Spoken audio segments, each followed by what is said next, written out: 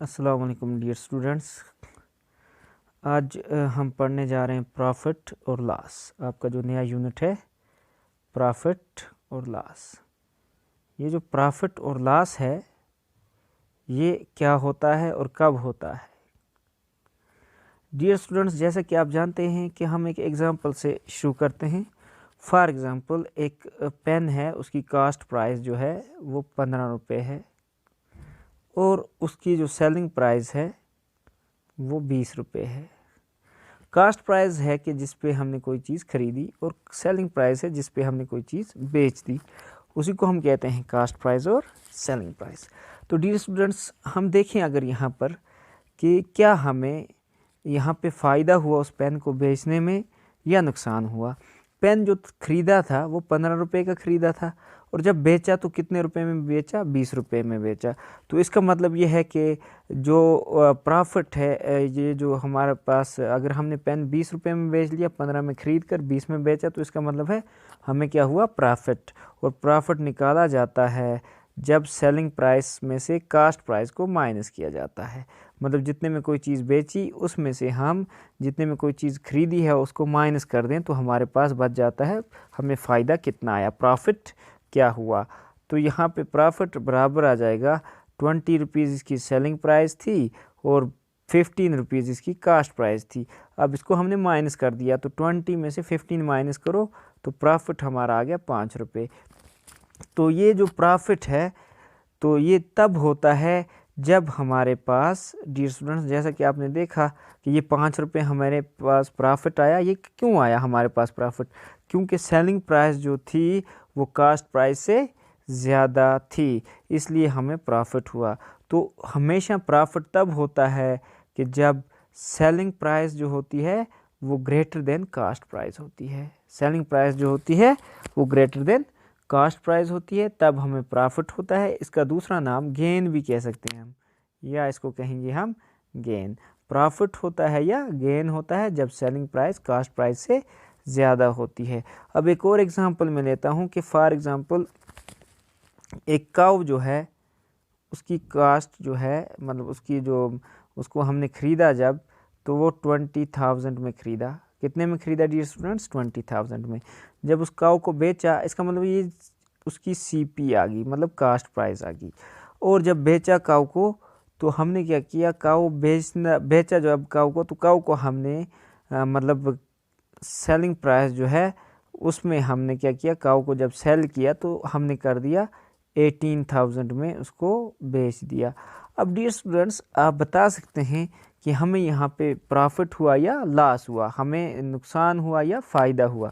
तो हम यहाँ पे देखें कि काऊ को हमने लाया था 20,000 में, गाय जो थी उसको 20,000 में लाया, लेकिन जब बेचने की बारी आई तो हमने 18,000 में बेच दिया। तो अब हमें पता है कि यहाँ पर कास्ट प्राइस ज़्यादा है, सेलिंग प्राइस कम है। तो इस सिचुएशन में हमें लॉस हुआ। क्या हुआ? लॉस हुआ, क्योंकि हमने 20,000 में काऊ को लाया था और 18,000 में इसको सेल कर दिया। तो इसका मतलब ये हुआ कि हमारे पास 2,000 रुपीज़ का क्या हो गया डियर स्टूडेंट्स? लॉस हो गया। रुपीज़ 2,000 हमें लॉस हुआ। तो इसके बाद आप देखोगे कि सेलिंग प्राइस और कास्ट प्राइस जो है, कभी कभार ऐसा होता है सेलिंग प्राइस दी है और कास्ट प्राइस दी है तो आपको प्रॉफिट निकालना होता है या लॉस निकालना होता है। तो कभी कभार ऐसा होता है कि हमें कभी कभार प्रॉफिट दिया जाता है, वहाँ से कास्ट प्राइस दी जाती है, तो आप सेलिंग प्राइस निकाल के दे दो।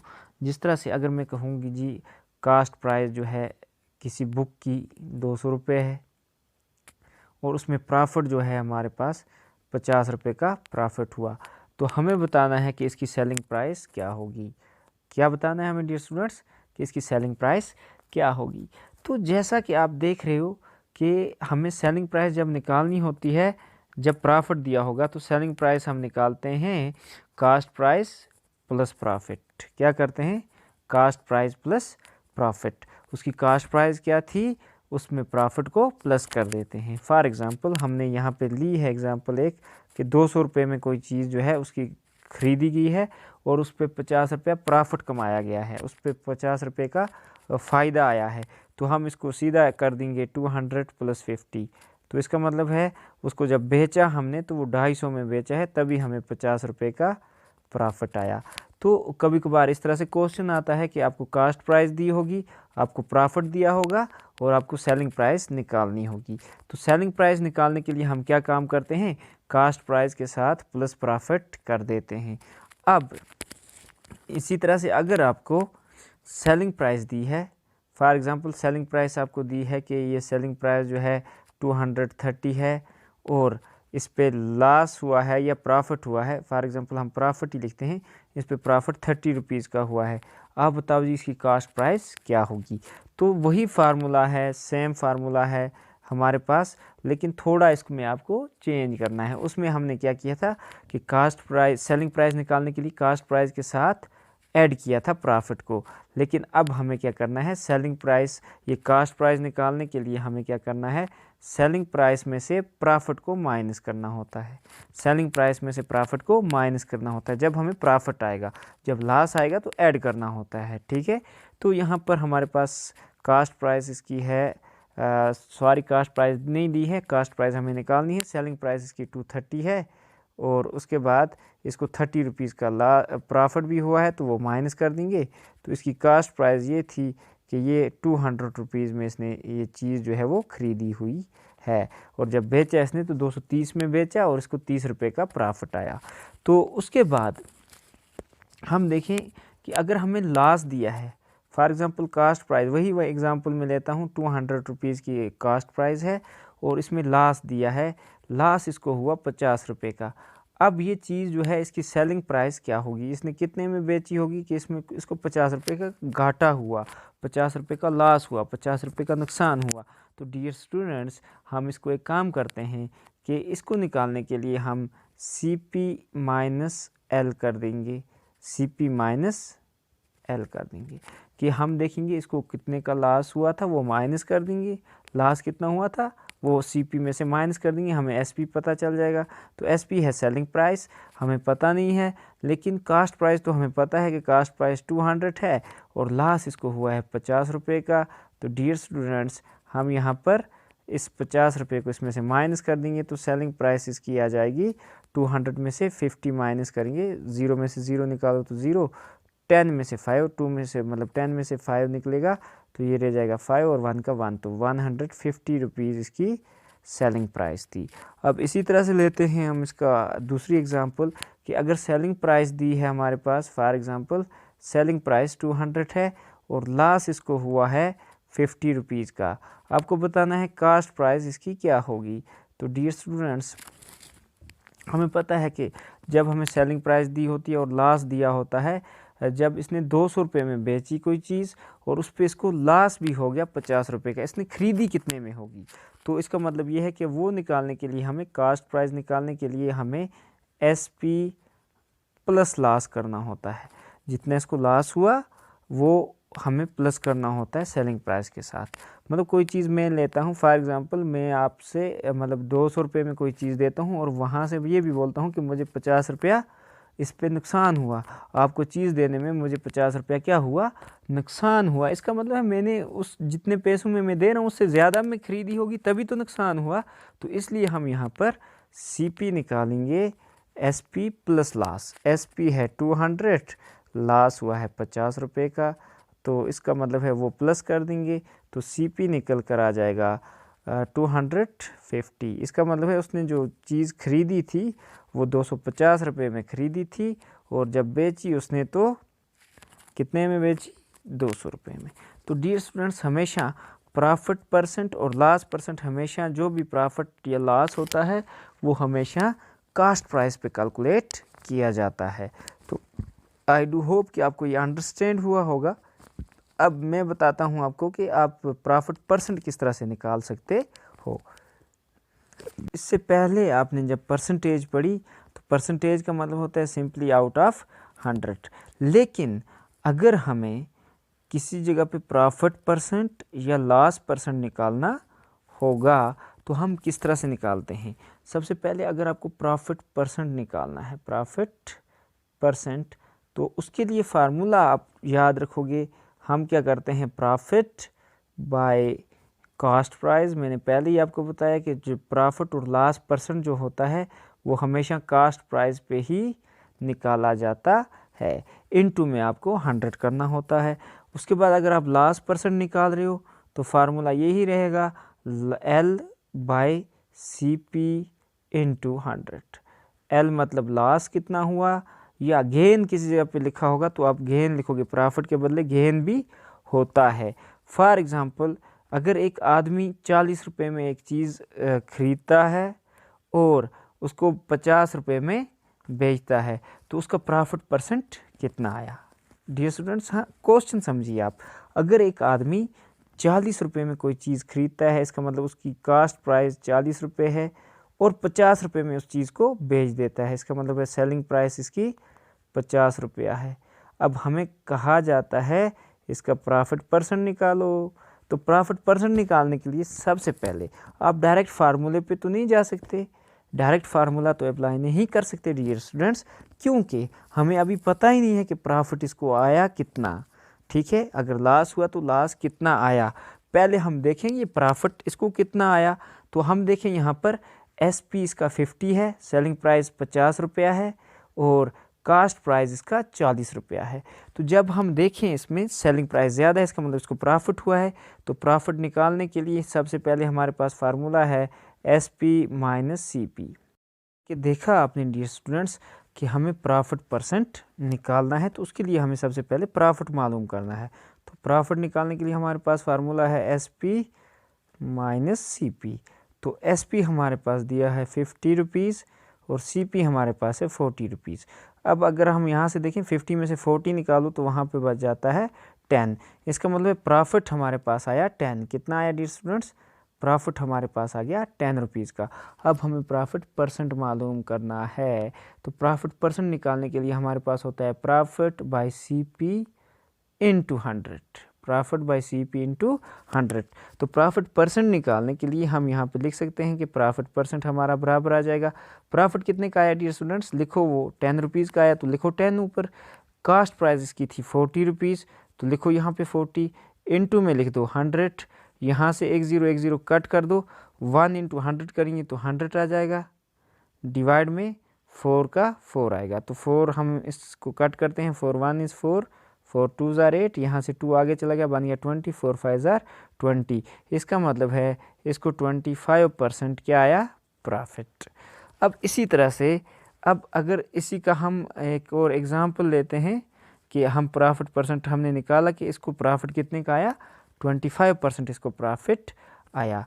उसके बाद हम देखें अगर हमें लॉस परसेंट निकालना है तो लॉस परसेंट भी हम इसी तरह से निकालते हैं। फॉर एग्ज़ाम्पल एक मतलब बंदा है, उसने रेडियो सेट ख़रीदा 1200 रुपये में। कितने में ख़रीदा, 1200 रुपये में। उसकी कास्ट प्राइस थी 1200 रुपये।